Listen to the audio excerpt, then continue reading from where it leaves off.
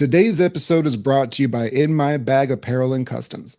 In My Bag is a brand that collaborates with talented artists from across the country to bring some unique and exclusive concepts to life at a reasonable price. For $15 off your first purchase, visit whatnot.com/invite/inmy_bag 2023. That's whatnot.com/invite/inmy_bag 2023 for $15 off your first purchase. And make sure to check them out on Instagram as well at inmy_bag 2023. Did you know chainsaws were actually invented for childbirth? They were developed in Scotland in the 18th century to help aid and speed up the process of symphysiotomy, which is widening the pubic cartilage and remove of disease-laden bones during childbirth.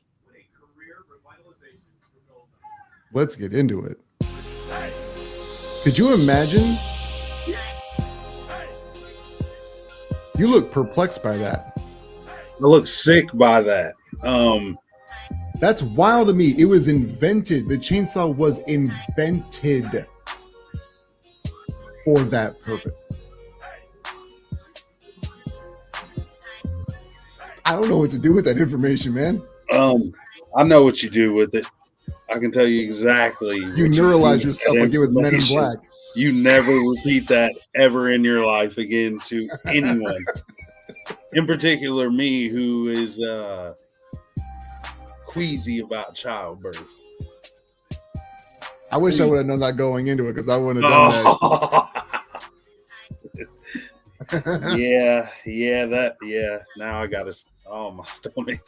Don't worry, I'll go and filibuster for a bit.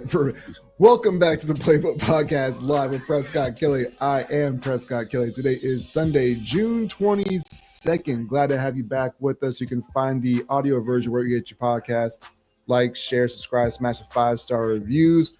We got the 2 best words in sports. Game 7, dog. Game 7. So what's good with you, Mr. Uncle Philadelphia? Thank you, Tony Burton, for joining us from the great state of Pennsylvania. What's good with you, I'm not. Stop saying that. Stop saying that. I'm not from Pennsylvania. You're in Pennsylvania, though. No, I'm not. Aren't you? We had this conversation before, but I kind of appreciate you saying that because I'm such a big Eagles fan. You would think I'm from Pennsylvania. Maybe that's what it is. Is it? Yes. Oh, it's Illinois. Yes, you right. There you go. I'm from Jacksonville, Illinois. Damn, I keep doing that because the only person I do word association with who's on this show religiously is CR because I know that he's in Illinois, and I feel like I'm like when you 3 say hours Jackson, south. I'm like 3.5 hours south of McGee. Yeah, I keep doing that because I'm like, oh well, Jackson. Hey, you know what? I kind of take it as a compliment, but I can't.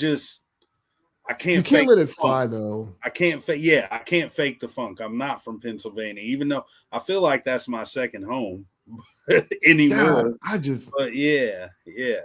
Well, just remember, I disclosed in the pregame show. This is my flu game. This is my 40 minutes of sleep, like I'm Buddy the Elf. we just trying to make it through it, dog. Hey, man, I got about. I don't know. I don't want to brag here, but I got about 3 or 4 hours of sleep. So to me, that might as well be 40 minutes. That's, yeah. So look at you. I'm proud of you, man. Yeah. Hey, man, I do what I do. Uncle Philadelphia love the kids, man. No Diddy. No, Diddy. You have to end the sentence. You have to say that. It's a sad world we live in. I wonder what Trick Daddy feels right now. If he can go back in time, would he change the name of that song? That song couldn't be made right now, though. I know that for damn sure. No, man. No. Yeah, people would probably take that to the max. I can see that happening. Even though Trick Daddy cool as hell, but yeah. Probably not a smart song title anymore. Nah.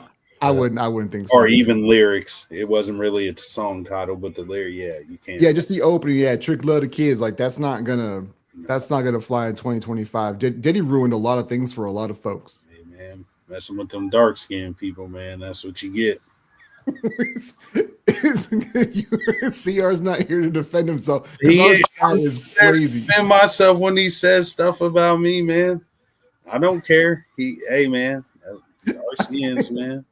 I think what was the chat or the back and forth we had in the group chat was hilarious as far as like he called because you called him Darkwing Duck, but he called you, what did he call you beforehand? Oh man, you know what? I can't.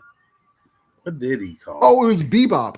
Yeah, he called me Bebop. TMNT. Yeah, He called you Bebop, and then you called him Darkwing Duck, and then you called me the blood child of Will Purdue and Chris Elo, which is hurtful.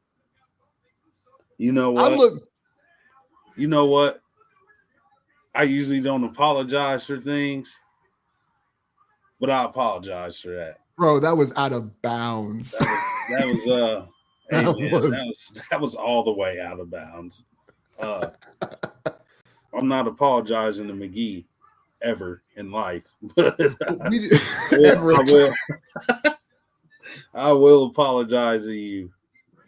Well, and I appreciate that. But what's funny too is because like he's been on the show a lot of times during the lives, and you know, we're all just kind of poking fun at each other because we all have that relationship. And you've never been here to defend yourself, and now you're here live with me, and now he's not here. All this light skin slander when first of all, hey man, I work out in the sun, man. I'm not light skinned anymore. I'm just on the lighter side, but I'm also not, I ain't even gonna go into that. I'm also not dark skinned. Like I'm not school crossing sign black people dark. So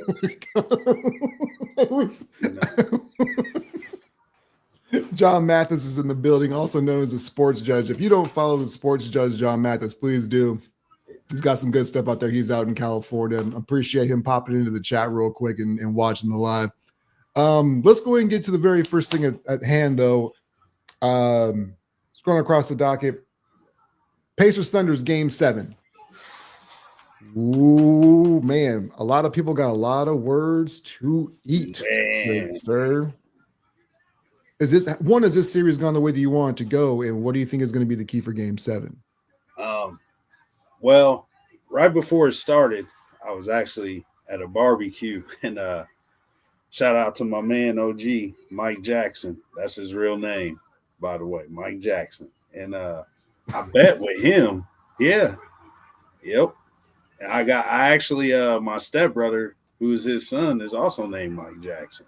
Yeah, but anyway. Oh, it's not quite the same, but it's almost like Dalvin James Cook. Michael Jackson. No, their real name is Mike. Yeah.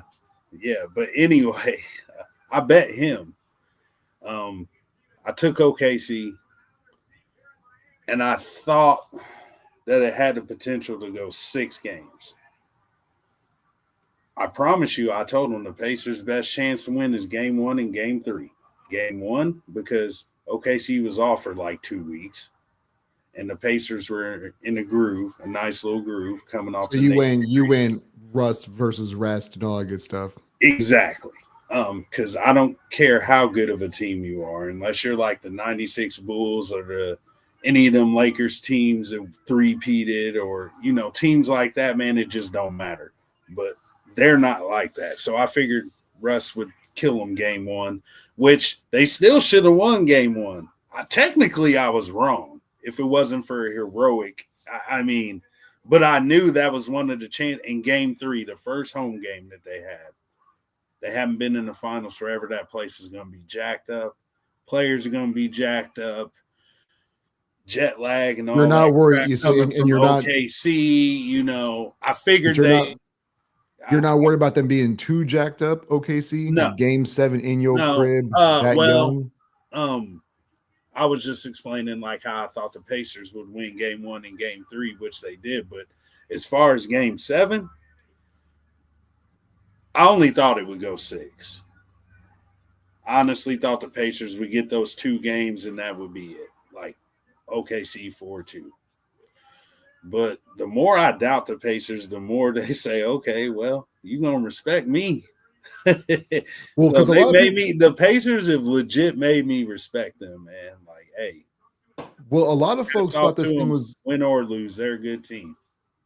no, and the thing is, like, so one, they've been to back-to-back Eastern Conference Finals, and now they're in an NBA Finals, right? So Right. we can't completely discredit No, what I'm last year was as right. well. But Right.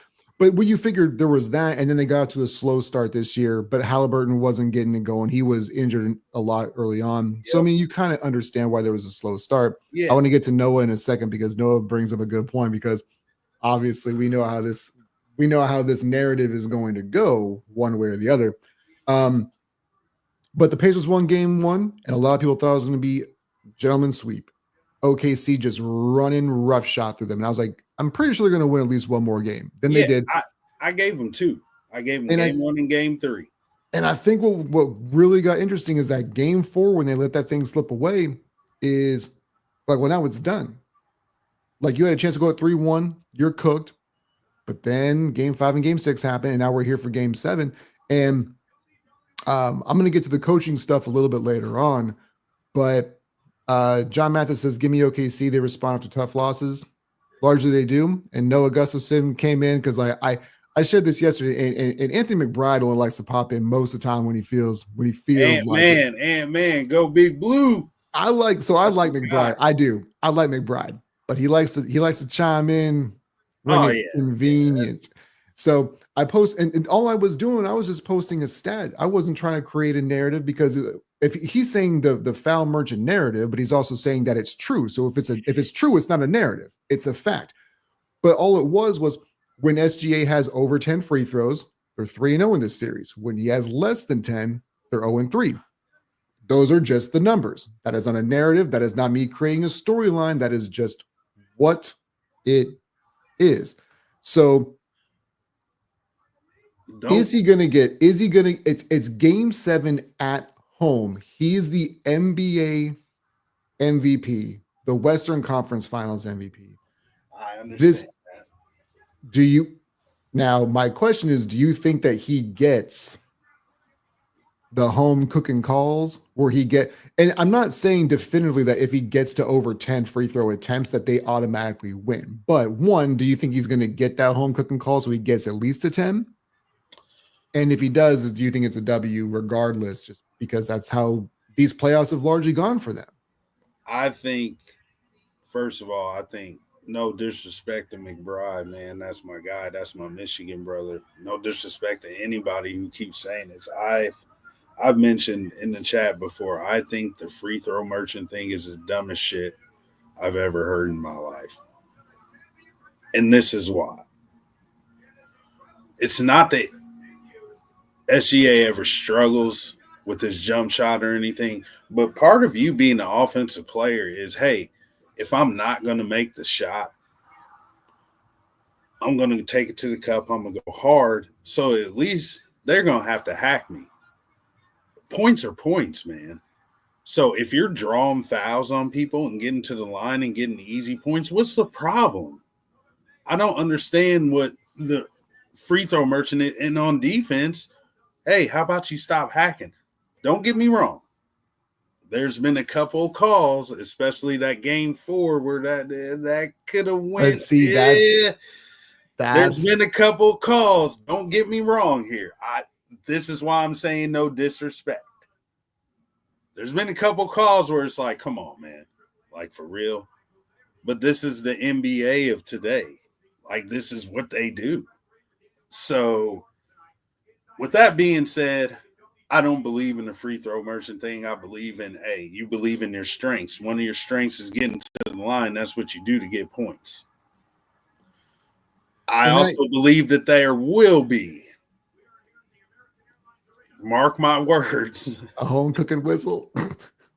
There's going to be more than one.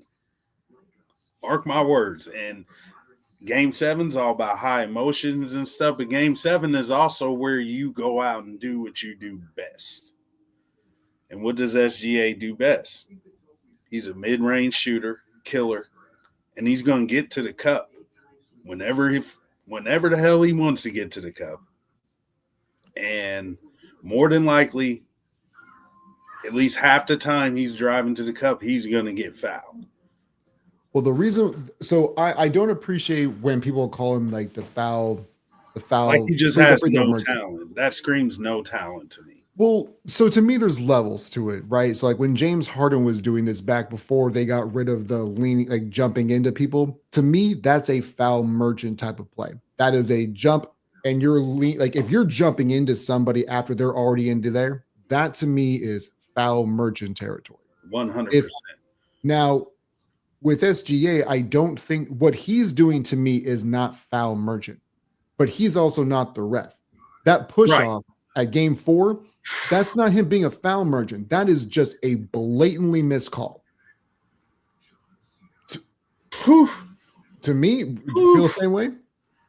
It feels like you feel the same way. Yeah, I mean, I ain't got no dog in this fight, and I 100% feel the same way. It's just so, yeah, for me, like if he's, and yes, part of being in the NBA and just part of basketball in general now, which whether you like it or not or want to agree or disagree with it, is selling the foul because, like you said, points are points, and you try to get them because even though the 3-point shot has taken itself to a whole nother level, right? James Harden to me when he was in Houston was free throw merchant. Yep. This largely feels like this is just bad officiating towards SGA because he does like to get to the rim and attack. Go ahead and get to the rim. Get your point right on every now, possession. If I'm taking it to the cup and I see the way these refs are calling this game after like a quarter or so, why not? I mean, he's not making the rules. Why not take advantage of that? Right, he's going to get an and one, or you're going to go to the line. Right, he's not making the rules and he's not making the calls. Or you're going to end up getting an easy shot because the other team is like, they're getting favorable calls. There's nothing we can do here.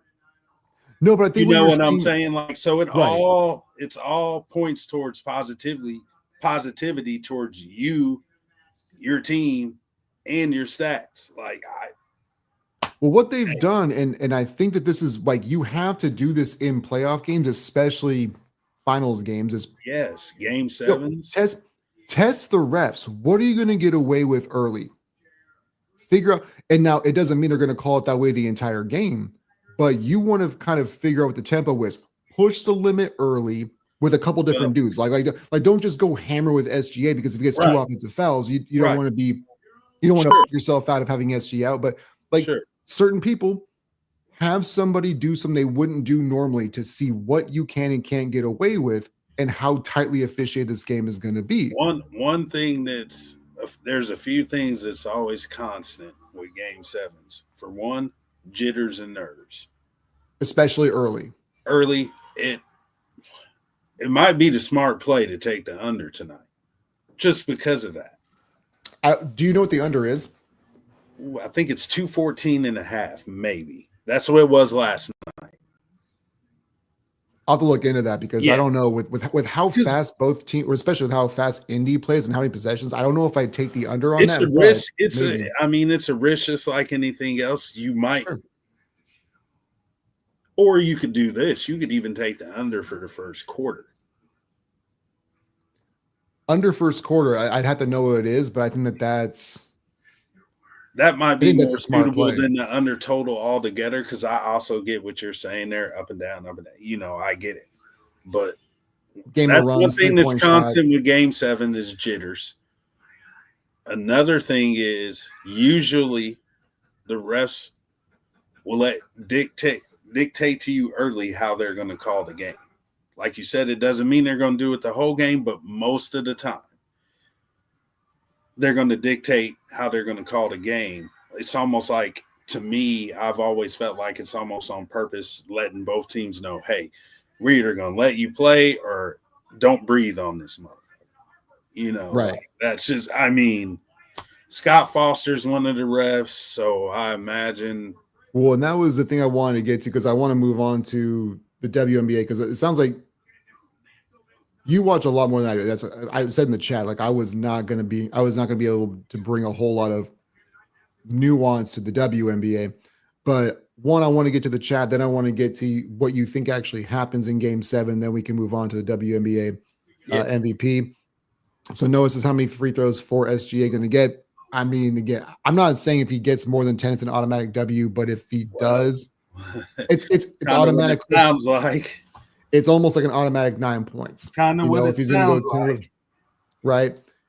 He had asked, is Scott Foster reffing? I know that you said he was. I've seen that's the whole thing with the internet, man. I feel like I get bamboozled way too many times. I've seen that he's supposed to ref game 7, and then it says he's not. So I honestly, at this point in time, I don't know if Scott Foster's playing. I know that Chris Paul isn't playing, so it shouldn't matter. But man, they might as well, you know what? They might as well call Triple H and Vince McMahon. Everybody need to just get rich off this, because there's obviously some major problems with that. But I'm not going to go into that right now. But usually, constant with game 7s is nerves in the beginning. Refs usually dictate how they're going to call the game, except for that Lakers and Sacramento game 7. I'm not even going to go there. Awful. And another thing is, at the end of the day, people are going to do. Oh, we got breaking news. Suns agreed to sign or to trade Kevin Durant to the Rockets. That includes package of Jalen Green and first-round picks. They traded Green and first-round picks? Yeah, I don't have all the exclusives, but that just popped up. I don't like doing that because I like interrupting people. But shit! No, interrupt me anytime for something like that. Whoa! Y'all heard it here first, everybody. Whoa! KD to Houston. KD to Houston. I bet CR wishes that he was here for this one. Yeah, Let me go ahead and go back to the chat real quick when we wrap up your thought on that. Noah says, call what it is what it is. The NBA refs and MLB umpires are ruining both sports. Which the thing for I'm me, not disagreeing with them. I'm just saying they usually dictate how they're going to call the game. Whether it's right or not, I'm not here to, Well, the thing is, it's like, so when it comes to baseball, it's not really objective. It's like, I mean, strike zones change based on player body types and stuff like that. Yep. But you also have, your little frame and stuff. But I think that maybe he's referring to the Dodgers. I think it was Yokomoto who was pitching the other day, and he had a perfect strike. I mean, it was a little up in the zone, but the catcher kind of framed it up in the immaculate inning. But that's more, it's like baller strike. What's supposed to be, and now it's difficult to do, but the NBA, what's always frustrated me about the NBA is the delayed calls where, like, if it doesn't go in, they're like, that one's a foul. But if it goes in, they're like, never mind, we'll just go ahead and push that one to the wayside. We'll chalk it up for later. That's always it's not every single play and not every foul, but it happens so often where it's like, if it's a foul, it's a foul. What are we doing here? Okay, and this is what I say to, I'm not going to say people like Noah, because I mean, he has a very good point. You can't tell me you're a sports fan and you've never had one thought cross your mind that a team was getting favorable calls or Vegas was involved or whatever. But if you feel that way, if you feel that strongly that Vegas is involved, watch them lines, man. Watch where the money's going. Because if everybody's taking OKC for the spread and you firmly believe that Vegas is involved that heavily or, whatever, and just take the plus with Indiana. I mean, if you feel that strongly about it and you're a gambler, that's what I always tell people. Watch where the bets are going and go with Vegas if you feel that strongly. And that's the thing where people, it's funny because, like, you've seen, I've hit on DraftKings pretty hard over the last 2 weeks or so. But which is not really anything that's indicative when it comes to actual professional sports gambling. But when it comes to gambling in general, folks always think that Vegas is the one, like, Vegas sets the line, but it moves based on us. Right. We're the ones who drive. We're the ones who drive where the lines, the margins, the over-unders. Where the money's going. Yeah. Right. Watch where the money's going. Because if you see an initial line that's absurd, then jump on if you feel strong about it. But sometimes it's good to sit back and see where it goes, because Vegas will set a line, but the money, where it ends up is all based on us, the consumer. Yep. And we're the problem for our own sins. No, seriously, man. Yeah, and like I said, just watch where the money goes. If you're a firm believer in that, you got half the damn nation thinking OKC is going to win with the spread, and you feel that Vegas just is not going to allow that to happen. But hey, take the plus, man. Or if people are hammering the over, take the under. I don't know what I mean. Yeah, because we've all thought that before. Oh, for sure. Yeah, absolutely. So I just got some updated information on the trade. So before you get to the WNBA, before you get to the WNBA, I want to see what you think about this because the trade the trade details have seemed to come through. Houston Rockets are trading Kevin Durant for Kevin Durant. They're sending Jalen Green, Dylan Brooks, the number 10 pick this week, 5 second-round picks to the Phoenix Suns, and it's just for Durant. Okay, so that's all it is. Green, Brooks, and a first rounder this year. The number 10 pick this year. So yeah, like next week, and then 5 second rounders.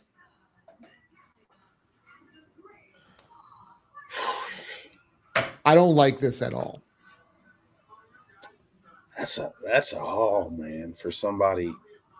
For one dude, you got one dude, and you like the second round picks. You can call them what they are, but I was going to say second round picks in the NBA don't hold weight like they do in the NFL. No, for sure. Like a second round pick in the NBA is like having a late 4th or early 5th round pick in the NFL draft. But I mean, you could package those.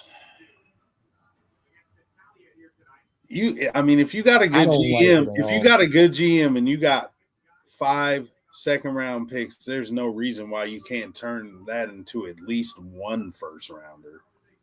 The only reason, right? You should be able to. The only what I'm saying? Like, I mean, if that should be their plan. Honestly, that's just me. If I'm the GM.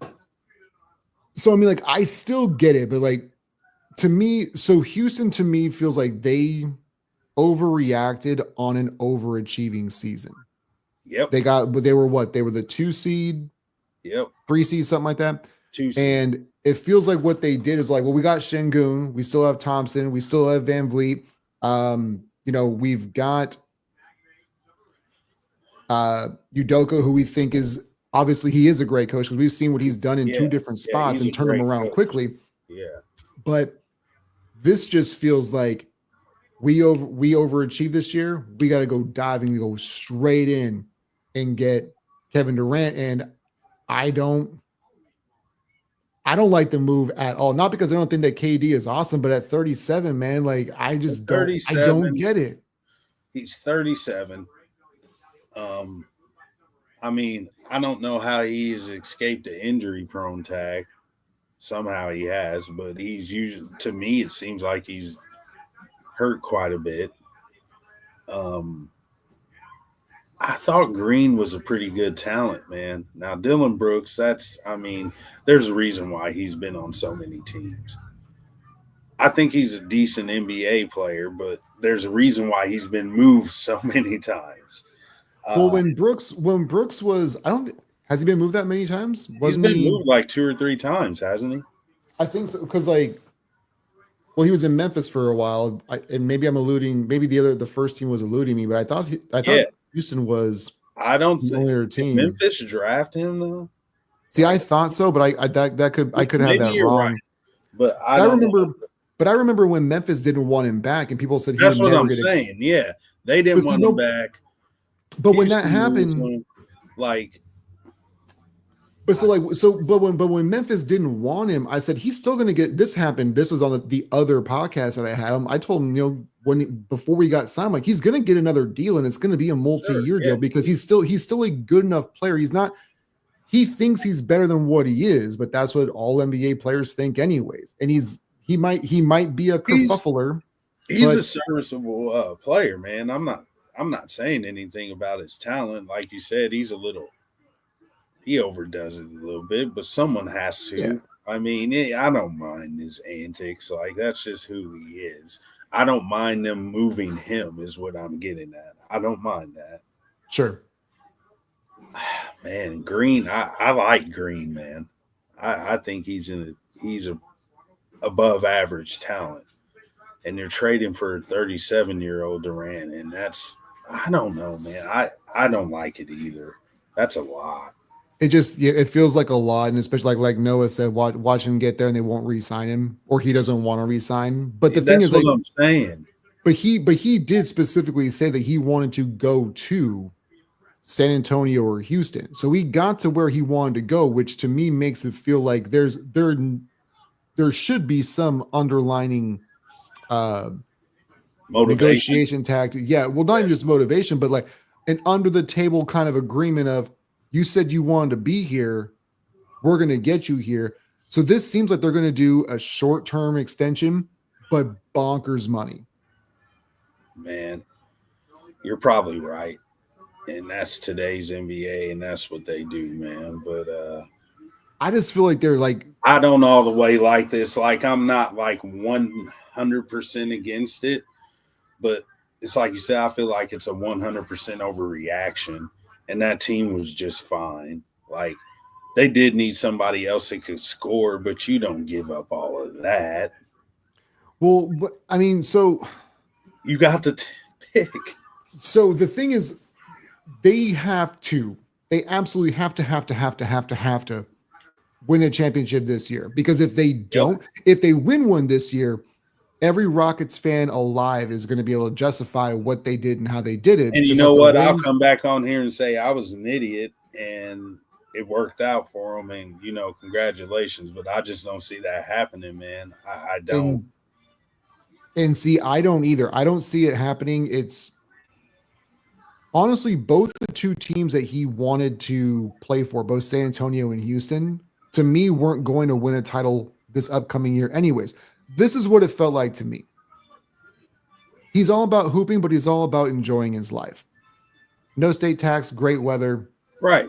If I win, I win. But at least Houston looks like they're set up to win right now. My thing is, Houston, you finally get a good team. You got a good coach. You're setting a foundation with what you have. You don't have to chase anyone anymore. Now people want to go there. Like Durant said, he wanted to go there. Right. But I'm not giving up all that for you to come. You want to come here. You work it out. But I'm not finna give up Green, Brooks, who is a solid player, a first-round pick, and all them five. Man, no, man. To me, it's the top 10 pick that really. I'll give you that for 27-year-old Durant. I'm not giving you that. I'd give 37-year-old Durant. I'd give up more than that for 27-year-old. Yeah. Durant. Yeah. To me, I'll give you that for 27-year-old Durant, maybe even 30-year-old Durant, but 30, man, come on. The number 10 pick is the thing that really. Yeah. Because the second round picks or whatever, because Dylan Brooks is not a needle mover. I don't really care. Jalen Green's the one that's kind of on the fence about. Like, I can understand it, but it's also somewhat perplexing. But it's the number 10 pick this year on top of the 5 number 2s. I just feel that's what's throwing me off. Is this year's number 10. Jalen Green, Dylan Brooks, and a 10 pick, and potentially with all those second rounders, probably end up being another first round pick. If they got a good GM, they'll package it and they'll get 2 of them. I mean, So Noah says, I feel it's to sell jerseys and sell out the games for a few years to boost value, then sell a team. Here's the reason why I don't necessarily believe with that, or don't believe in that, is he's 37. Like, this isn't like you got, like you just said, 27, 30-year-old Durant, and you have the ability to extend him long term. Right. And have the jersey sales matter, have the ticket sales matter. If you know that he's 37 and we know that he's not the guy who can play, and because of the way the NBA is now, he's taking games off just because load management is just a thing now. So it's not even the fact that he's always injured, it's just the fact that you take days off now sometimes. But if you are doing that, it's because you think he's going to play until he's LeBron's age. And if you're trying to sell the team, that means you do it next year to be able to capitalize on it, which again, just because you're doing it next year, it doesn't really matter. And the other thing too is with the expansion teams coming in, because it seems like Seattle and Las Vegas seem like they're going to be getting it. And the buy-in is $6 billion Yeah, I saw per that. team. Man. Unbelievable. So, I mean, it does to me. I don't know if I necessarily agree on the fact that they're doing it to sell jerseys to sell the team, because I don't think you're going to get $10 billion for the Rockets 364 days from now. Nope. Even if you win a championship, I don't think you will, because if everything's predicated upon the age of Durant, then right, if you think the fall off's going to be substantial after that, but who knows, man? Who knows? The Knicks, who were cheeks sold forever, I don't know, man. The Broncos that were cheeks sold for $6 billion. These things just keep. I mean, with the Broncos, that the NFL is just a different animal, man. It just is For sure. NBA, like you got your few NBA franchises. You got your Celtics, your Lakers, which I heard the Buss family was selling. There's but here's the wild thing to me. The whole trickle down effect happened when Steve Ballmer bought the Clippers, because people thought that he overpaid for $2.2 billion to buy the Clippers. Yeah. And it's going. You ain't seen nothing yet. Then now they're asking for $3 billion. Now they're asking for $6 billion for an expansion team. You have no idea what you're going to get with an expansion team. So Steve looks pretty smart right now, I'd say. Yeah, well, see, that's the thing, because again, Ballmer set the market at 2.2 for a franchise that wasn't good at the time. Then they got good, but then you saw the Hornets go for $3 billion, and now the Suns went for $4 billion not too long ago, and then the Celtics went for $6 billion, and now the Lakers went for $10 billion. At some point in time, and I've been saying this for 3 years, at some point in time, there has to be a tipping point where these numbers either stop or deteriorate. But man, I really don't know if it's going to be possible now. I think they'll go up before they go down, man. That's just. I mean, probably. I mean, that's the thing. The number of billionaires in the world keep going up, and then the country keep going up. And that's the difference, though, is like when it came to the Lakers, like that was their business. A lot of these other people who own NBA or NFL teams, that's their toy. The Cowboys, it's their business. The Lakers, it's their business. Those guys like Ballmer and Mark Cuban, it was their toy. Yep. So the money is different. The math is different. We spend enough time on that. Let's go and move on to the WNBA. You watch a lot more WNBA than I do. The MVP. Go ahead. This is where we kind of need CR. Like, I need CR on LaShawn for this. You're down at the bottom. I'm probably slightly above the middle, and then CR is, he's probably at a higher tier of watching it. My personal opinion, it's really weird because, I mean, some of and our then if you don't have an opinion, we can move along. I do. I have nothing. I have nothing. I'm just trying to figure out the right way to say this without offending people. Because I hate categorizing people, but I'm just going to say this. The majority of CC fans are annoying. Not all, but the majority of them are, to me anyway. But you the ones who are strictly CC fans and not WNBA fans? Oh, God. They're terrible, But some of them are cool, but most of them are not. I think the three leading candidates, to me personally, would be, and they've all been injured this year, and that's the problem, would be CC. This is in no particular order. Collier, Naprisha Collier, A'ja Wilson, Caitlin Clark. Those are my top three, but the problem with that is they've all been injured. So it's So it's kind of a weird situation, but honestly, if I had to vote today, it would be Collier, Naprisha Collier. for Minnesota Lynx. Well, no, for me, because I look at sports completely different than a lot of other people do. And to me, the injury stuff, I understand to a degree where it's, if you don't play, you can't win the award. That makes sense. I'm not trying to completely diminish that thought process, but my number one overall pick of all time of somebody who should have won MVP and never played a game was Peyton Manning. I feel like Peyton Manning show when they went 1-15 with Curtis Painter. To me, that was, if you don't know what, I don't know what most valuable player looks like without taking a snap or, taking a shot or whatever. To me, that was my MVP. The year that Peyton Manning was injured the entire year with that neck injury. You know what? I'm not even going to comment on that bullshit. What? I'm not even going to comment on that bullshit because I'm going to tell you why. So, should we give David Robinson the MVP the year that he got hurt and they ended up with the number 1 draft pick and got Tim Duncan? You take D-Rob off that team, they were cheeks and a half.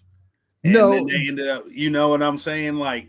So I appreciate that. But then they got Timmy Duncan and won a ring the next year.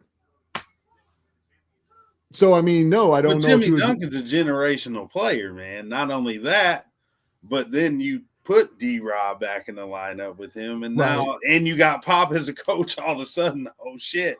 What we got? We got a freaking dynasty. Look, I'm with you. But Peyton Manning to Curtis Painter. Hey, man, that's I don't know what the record was for the Spurs that year. I should probably look into it because the lottery was still a thing, right? Back in '99, I believe so. It wasn't even just like you had the worst record. I don't know what their exact record was, but they were, oh my man, they were awful. Like they weren't the Pistons from a number of years ago. I think Mad Max was on that Spurs team. Vernon Maxwell. Bro, he's such a great soundbite. Mad Max sound like every uncle I got. You put my uncles in front of man, they sound just alike, they act just alike, they talk just alike. It's funny. Man, that dude remind me of every single uncle I have, and I have a lot of uncles. See, that's what bugs me is I'll never be able to experience that. But when I hear him talk, it is, yeah, and that motherfucker want to punch me right in my face. Yeah, man. Yeah. Hey, man, my uncle used to tell me before a football game, hit him like you live, nephew. Hit him high. Hit him like you live. Yeah. That's a great line. Man, he's such a great storyteller, though, man. Oh my God, dude. Hit him like you live, nephew. That's a great line. Just wild, man. Mad Max is the best. He is. He really is. So Madden rankings came out. Not sure if you saw that. Oh yeah, I saw it. Oh, I saw it. Do you even play Madden, or are you just disgusted by what? I haven't. I used to be a above average Madden player, and I would make people play ugly because I would just concentrate on defense and keeping possession of the ball. My offense is garbage, but all I needed was 13, and I got you. That's how I play. That's how I play, man. If I scored 21, 24 points, you was getting blown out. But I saw where my boys was at 87. You what? I'm sorry. I saw. That the Eagles were 87. Yeah, Craig wasn't super happy about that either. Oh, Byers probably punched a hole in the wall, but Byers, somebody definitely got punched that day by Byers. But after I'm be honest with you, after I seen that, I stopped looking at it. Well, I think the Eagles 87 is weird to me. And I don't want to get too much in bogged down in the weeds on this thing. The Chiefs one throws me off unless Kelsey's still crazy high on their overall rating because the only dude I can really think of would be Mahomes or their middle linebacker. I forget his Nick Bitonio or no, you Benito. got to think about Chris Jones too. Chris Jones is going to be up there, and like that's so like with the Niners I being up there. understand Mahomes. I understand. Even though Mahomes had a quarterback rating of 20 before the fourth quarter in the Super Bowl. Well, the thing is, it's not based off just. No, of course it's not, and it shouldn't be. It shouldn't be. That's unfair. But after Mahomes and Jones, I guess you can add in Xavier Worthy and Bolton, the linebacker. I get Bolton. At the end of the day, that's going to get you a 92 and an aging Travis Kelce, who now has a comb over fade and all that. What happened to him, man? Hey, man, that dude. Hey, man. Not my concern. Not my concern. Wrong Kelce. I was concerned about Jason, and I don't care about Travis. He do whatever he wants to. But that's not a 92 though, bro. But see, and that's what threw me off is like, because I figure the Eagles would be higher, not just because they won the Super Bowl, but you figure like even if you'd want to downplay Jalen Hurts, you still have AJ Brown and you still have Devontae Smith and you still have Saquon's going to be out there in the 90s, high 90s, I would imagine. The offense alone on that team should get you to a 89-90 rating on Madden. Not even count defense. Come on, man. The Eagles should be the 92 on there. I'm not saying they should be 100. I would even be satisfied with them being the highest team and being 90 because they clearly had the most complete team. I know they lost a few free agents. A lot of people realize some of those guys weren't even starters, man. Like Milton Williams was not a starter, and he got paid, bro. Well, the other thing with Madden is what they do is like the young dudes, like the Cooper DeJeans of the world, they're not going to have him super high rated yet because the one thing that they're still going to have down is the awareness because they're expecting you to play in the franchise mode. They're expecting you to do other things, and the awareness is going to go up. And the awareness that buckets a lot of into what's going on with the overall. So because they're so young, now if you play Madden online as of week 4 or 5 this year, that's going to shoot up, I think.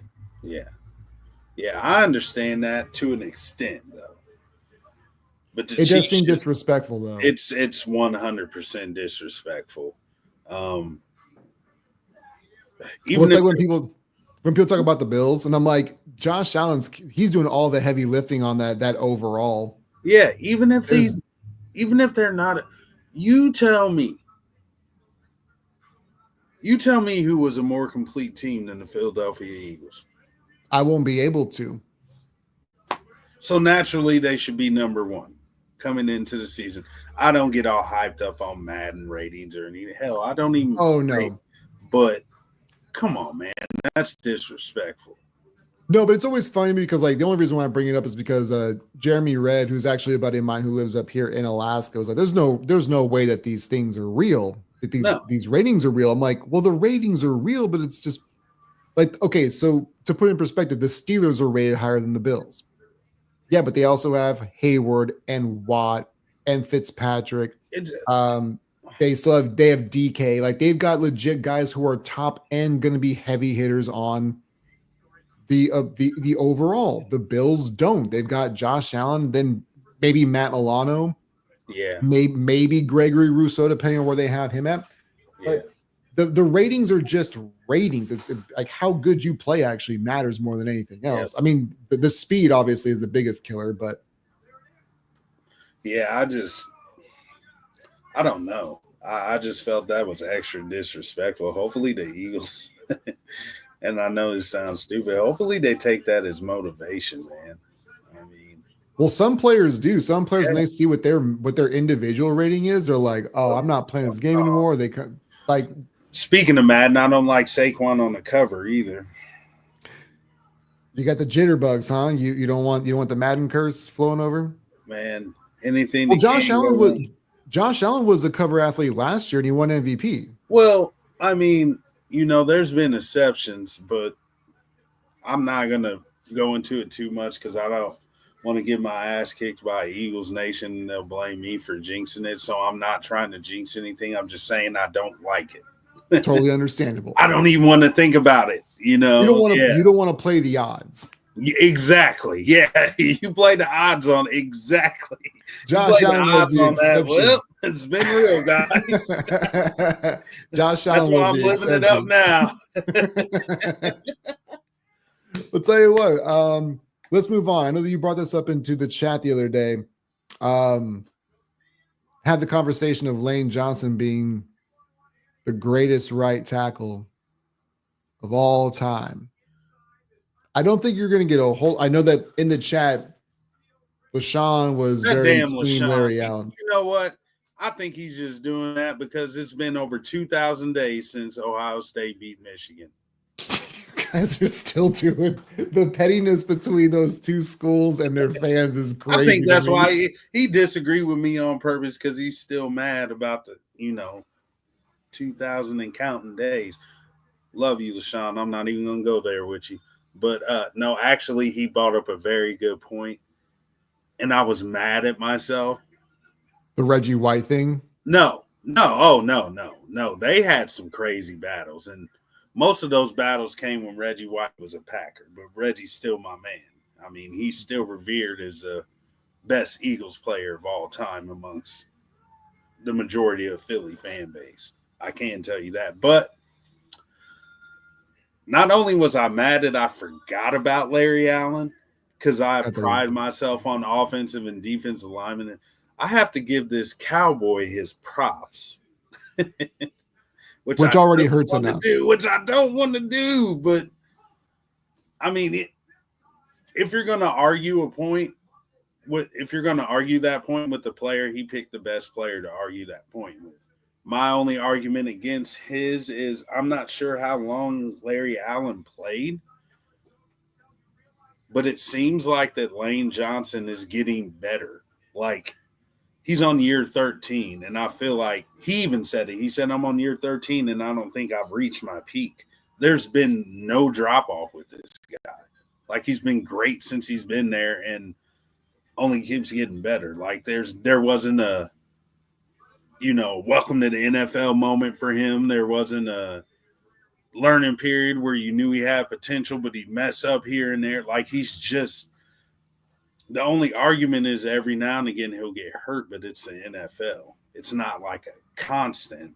And when he goes down, right, the Eagles go down because I'm pretty sure their record when Lane Johnson is out is terrible. So, yeah. Oh, I'm sure that it is. Larry Allen played 14 years. Okay. That's what I was doing real quick. I wanted to look that up. So he played 14 seasons. So, okay. But here's the deal. I always get worried when people start saying things like with Lane Johnson. It's like, I haven't reached my peak yet. I'm like, that is prime football. It's just sports talk. I mean, I've been playing for 13 years. I've never felt better. I've never been in better shape. I understand that. And I feel like I think you should be more worried about that than the Saquon Barkley cover. It's just kind of hard, and I'm not saying this to be big-headed I'll just ask you because it's going to seem like I'm being very pompous right now. But you know what? We're a Super Bowl champ. I don't give a shit if I'm being pompous. You really don't. Okay? No, I don't. I'm honestly surprised you didn't put in the chat. I'm surprised you put in the chat. I'm surprised you didn't type in the chat Eagles won the Super Bowl just because. Don't care. Hey, man, listen, man, I got about 25 more victims to go, man. I'm trying to get them all out before the season starts. That's what they get. Social media killer. But anyway, when I got my mom, that was uncalled for, but it had to happen. That's how deep this is. Hey, man, family can get it too. But anyway, I don't really worry about the Eagles' offensive line as a unit. But it seems like if Johnson goes down, so don't we. It's weird. Maybe it's just a weird coincidence. But with the offensive line, that's the very last thing I'm worried about with the Eagles because they're so deep on there. I don't think people realize how deep they are. And I think they had a 6th-round pick out of Texas or something this year. And they said he's already – They said they don't see there's no reason why he couldn't possibly start for more than half the teams on the NFL already. Like just from OTAs and training, like they're like, man, this dude. Well, like Philly, Jordan Mailata himself was like, man, I'll teach guys stuff, but I don't feel comfortable teaching them stuff because he could be taking my job soon. And this is an all-pro left tackle. Like, well, that's what's wild. It's like, oh, Jordan wasn't even drafted. Yeah, I mean, he was like I think he was a 7th round pick. I thought he was undrafted. I may have got that wrong. I'm sorry. No, he was a 7th round. He was our last pick that year, I believe. He's an all-pro left tackle, man.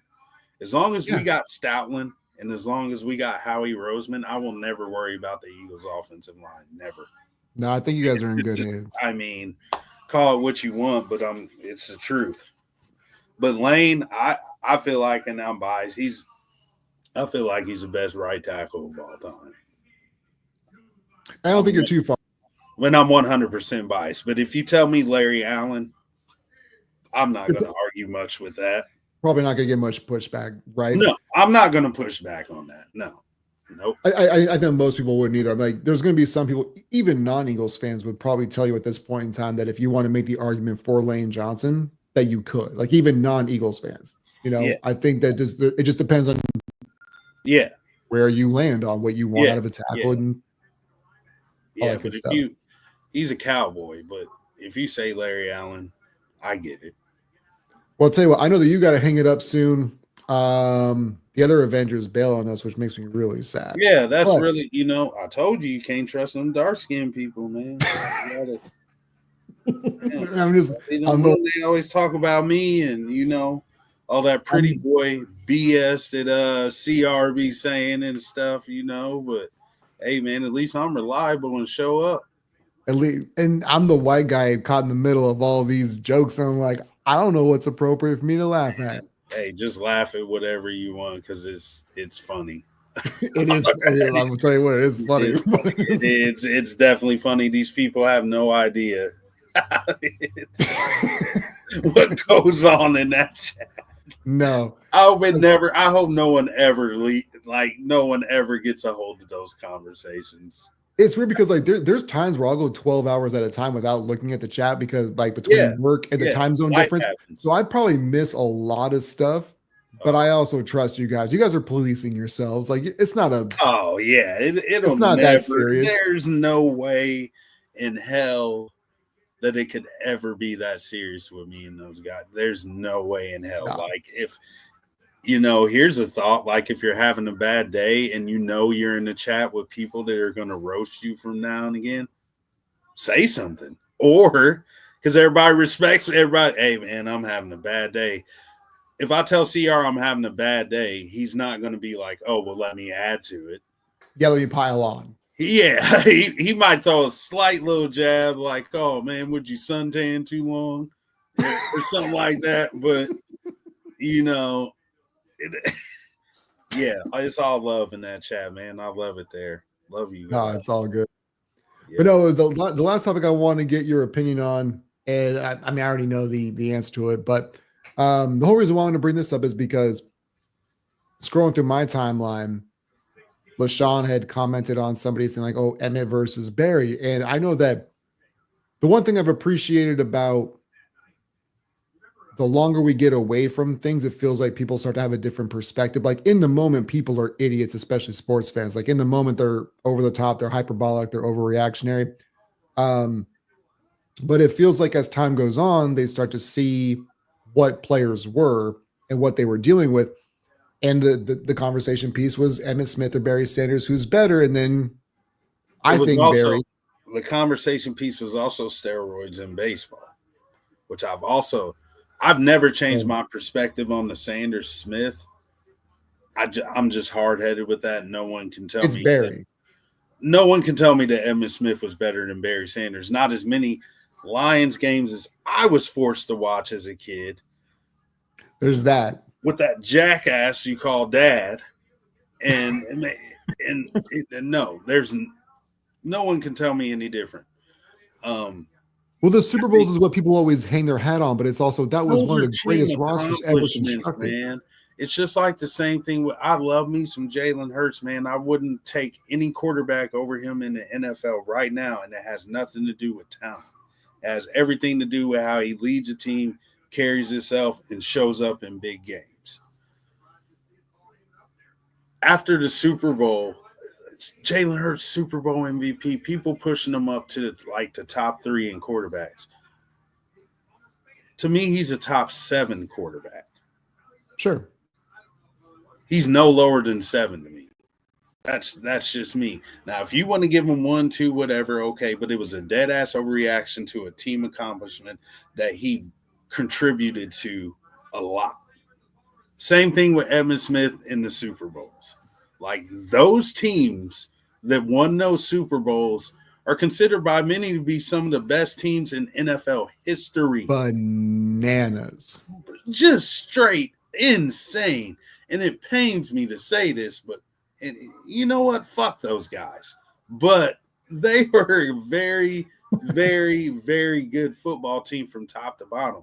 I mean, I'm even talking about special teams unit. You remember Bill Bates was a household name because he was that's how good those teams were. So don't. There was a dude who played fullback whose nickname was Moose. Daryl people knew. Don't give me man. this. Don't give me all this bullshit. It was a different time. Yes. Don't give me the bullshit about the Super Bowls. Okay, so you tell me this. If they switch teams, do you think there's a damn drop off with the Cowboys with Barry Sanders? Oh no, I think it's even uglier. I think it's uglier. I think it's now he doesn't have to dance. No, so this is because these are the numbers that I wanted to put on. Smith on the Lions. Are they any better? They're probably worse. They're probably worse. Exactly. That's so here were the numbers. I wanted to put this out there because everybody, I think, in their entire, I understand why Barry Sanders wanted to retire early. I get it for a multitude of reasons, but I crunched the numbers on my own.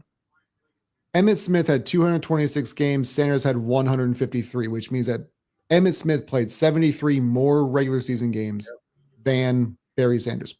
He also had 1,400 more carries. And when you extrapolate that, Emmitt Smith had 19.5 carries per game. Barry Sanders had right at 20. Right. But Barry Sanders also averaged 5 yards a carry, and Emmitt Smith averaged 4.2. And obviously, Emmitt Smith played a lot longer. But I ran the numbers. If you take the same 19, and I even lowered it down, 19 carries a game for 73 more games, that gives Barry Sanders, and I'm doing this all off of Emmitt's numbers, not what Barry could have done. You give him average 19 carries a game for 73 more games. That's 1,400 more carries. And if you do that plus the 4.2 carries or 4.2 yards per carry that Emmitt Smith got, Barry Sanders would have rushed for well over 20,000 yards if he just played. But longevity doesn't matter, right? Longevity doesn't matter. The Super Bowls and him playing longer are the reason why Emmitt Smith, the Super Bowls being part of the Cowboys and having the rushing title, because nobody thought that anybody could beat Walter Payton's, is why a lot of people think that Emmitt Smith is better than Barry Sanders. But the eyeball test will tell you alone that ain't the truth. It's just, and I, you know what, longevity does matter. It does to a degree. I believe that, but it's not overwhelmingly matter in the situation.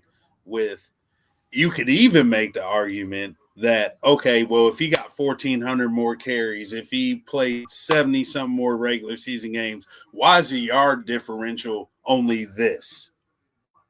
You know what I'm saying? Like, you could make that argument against the longevity.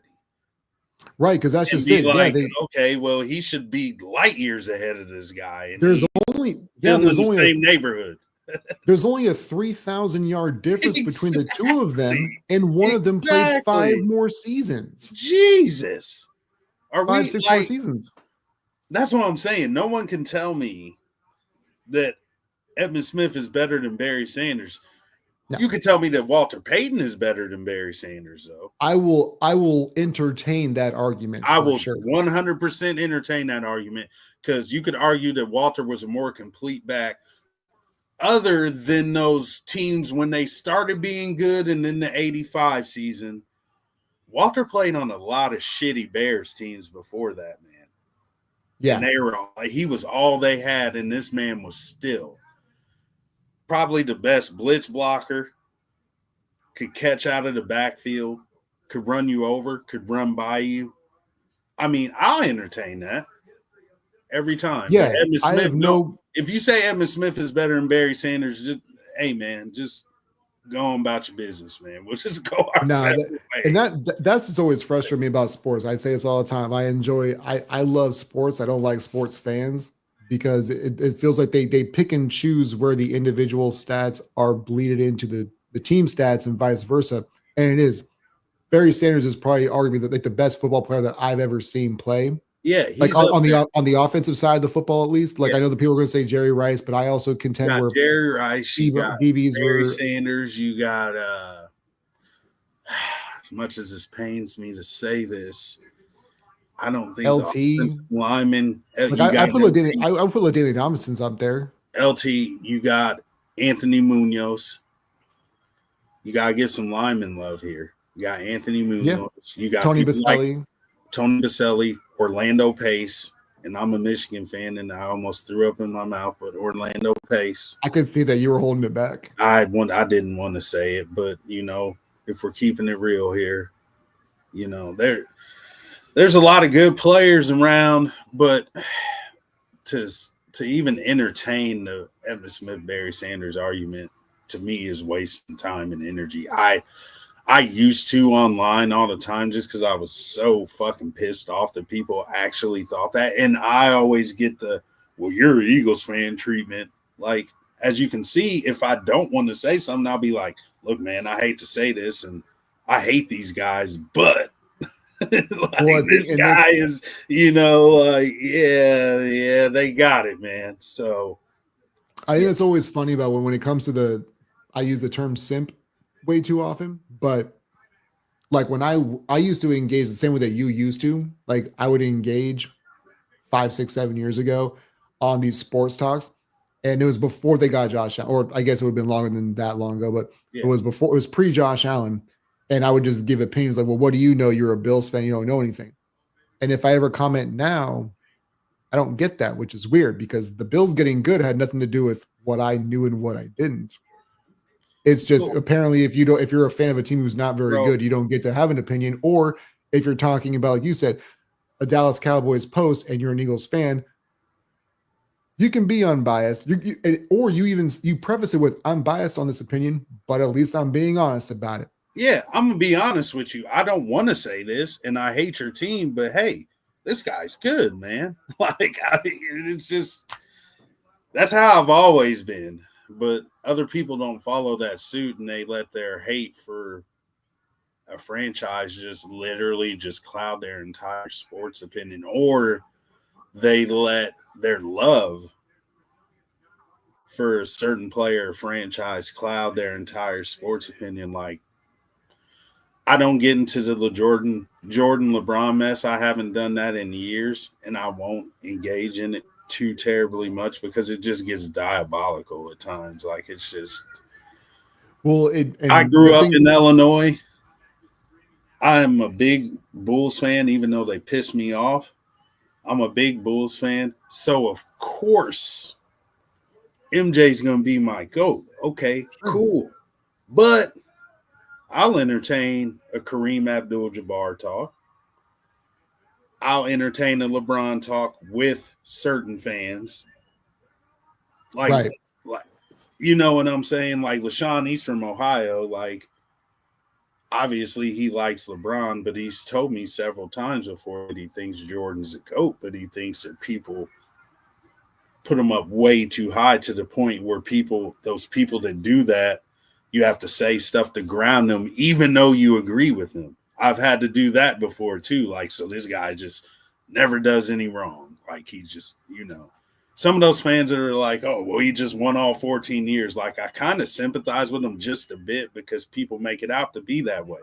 So your love for a franchise or a player can be just as toxic as your hate. So I don't get that. Well, you're an Eagles fan. You can't. Nah, get the hell out of here with that, man. To me, it's all just blindly following whatever you think, anyways, without being able to open. Thinking you're always right and can't be corrected. Right. One of my favorite phrases, like, people want to be right but not get it right. Exactly. Or just on top of the fact of, like, when we talk about whether we're not trying to bring like politics super heavy into this, but if you're heavy on one side or the other, you're heavy on one side or the other. And there's people like me who are just completely 100% just like in the middle. Same thing with Bron and Jordan. Yep. If you think that Jordan's your GOAT, Jordan's your GOAT. These debates are stupid because no one's going to sway you off that. If you think that Bron's your GOAT, no way to sway you off that. Because I can't sway your thinking, but I can tell you how stupid some of the stuff that you just wrote sounds. That's where I come in and like, okay, well, you can like LeBron. I'm not trying to sway you, but what you just said was totally false. The whole thing is like even born to see the playoff opponents of Jordan. So let me take this from here, man. Like, well, the other thing too is like who you like that. I right. mean, that's the thing is like in every theory of who you think the best basketball player is, or in any team sport, I shouldn't feel like should have to preface everything with, well, it's a team sport because we shouldn't have to do that. But right. in every example, you can poke a hole in a theory on every single player, whether you think it's Russell, whether you think it's Kareem, whether you think it's Jordan, whether you think it's Bron.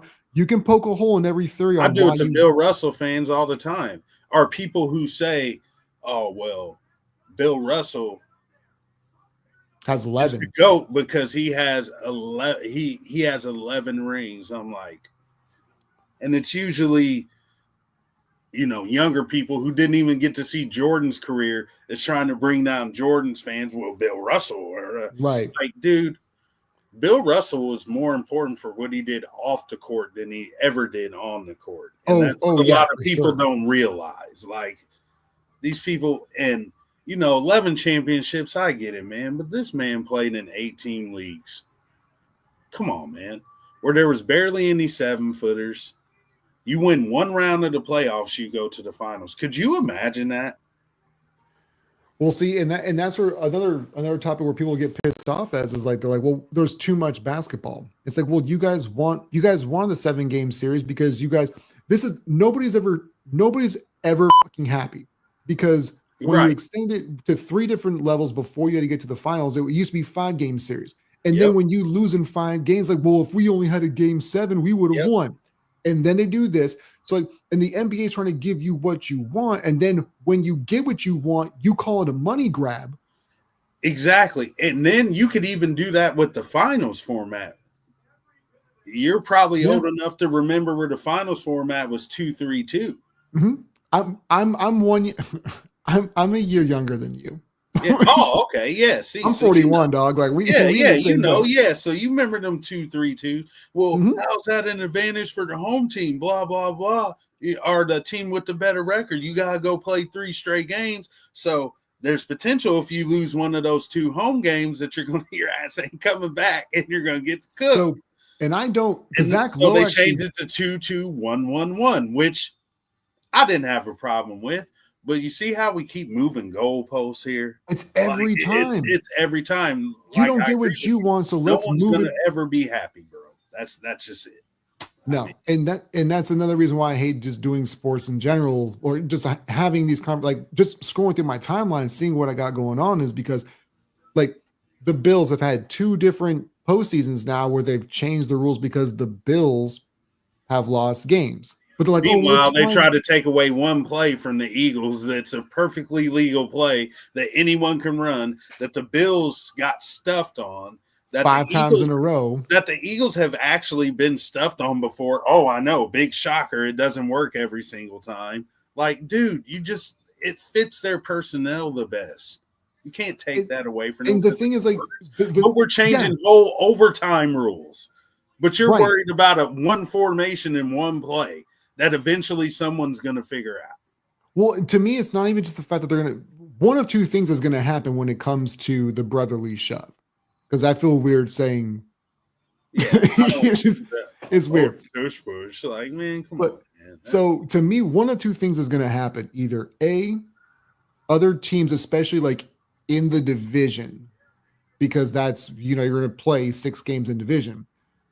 Either somebody in your division is going to try to figure out to stifle you, or you're just not going to be able to find guys on the offensive line who can keep doing that. Plus, if Saquon retires early, this thing is not going to be around forever. Right. It's either A, going to get figured out, or the game's going to evolve to where it's not going to be relevant anymore. It's a time lapse. It's relevant right now in this like little 4 or 5 year window, and it'll probably go away, and then it might come back again 20 years from now. Yeah, it to me, it's just senseless. Like how you could, like you said, how you could change whole overtime rules, because really that started when did the overtime rules start? Which one, as far as each team? As far as if you, the one where you still get it, if you score, you still get a chance to score. If you don't score a touchdown. Well, because I was gonna say it used to be if you scored it all, field goal, it was if game you scored over, it all, safety even, you're good, you're done. I don't know. Now it's if you don't score. Did that not come with? Was that the Saints and the Vikings with Brett Favre? I don't know when it. Or am I wrong? The exact year of when it happened, I don't know, but I do think it was probably within the last 10 to 15 years. Yeah, I could be wrong, because it wasn't until recently where they said, "Hey, even if you score a they changed it again." They changed it again. My point, though, they keep modifying these little things to suit certain teams that they feel sorry for or something because they lost in their original way. So, but we got to have a whole league-wide vote about one play. One play, right?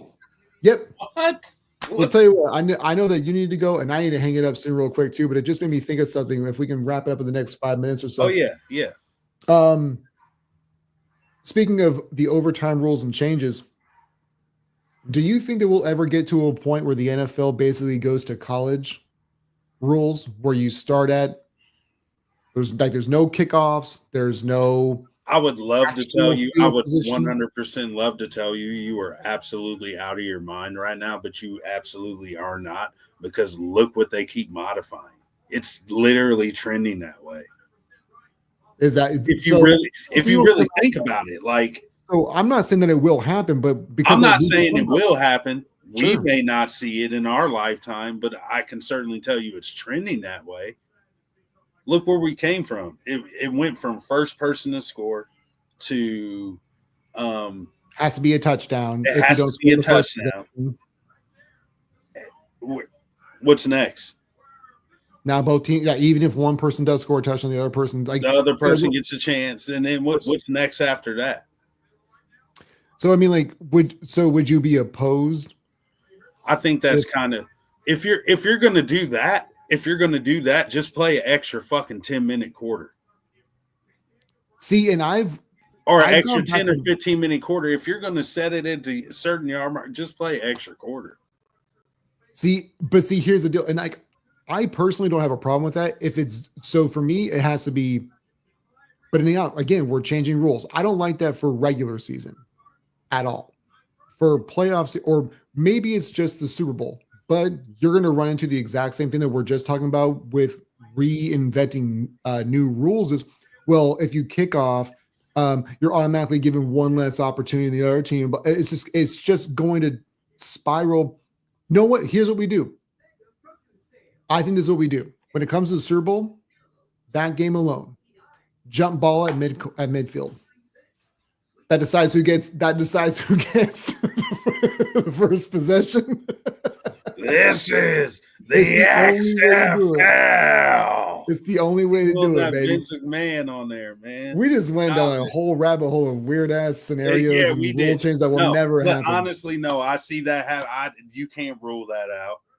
They keep modifying it. Why would you limit it to just where it's at when they haven't been satisfied with where it was at. Oh, it keeps morphing. The last 2 or 3 times they changed the rules. So there's always going to be a gripe. There's always going to be a bitch. There's always going to be a team that gets screwed when you legit had 4 quarters to win. The only call that I can remember in recent memory that was like really crazy egregious was the Rams and Saints. The Rams and Saints. And that no PI. That's the only call I can think of in recent memory. Was like, that is the worst call.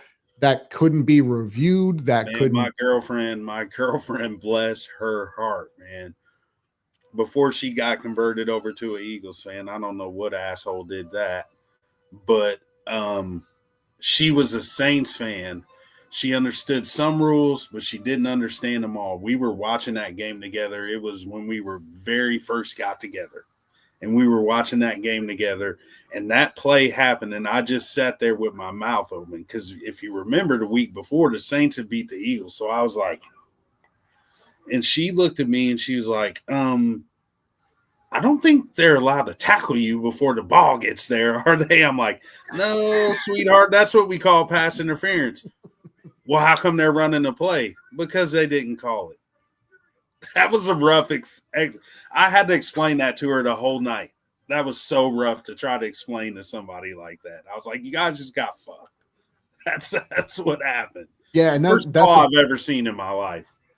Yeah, and I don't know what the problem is with officiating, how we can't just get it right, especially because like we talk about this all the time, like soccer and tennis, and now baseball has better technology. And you have all this technology. Exactly. You have all this technology. You got 17,000 cameras. You got a review booth. This is where they don't want to do, because then this leaves it out of control of Vegas for conspiracy theories, which I'm in the middle there. Every single play should be able to be reviewed. They're talking about, it'll slow down the game. It'll get it right.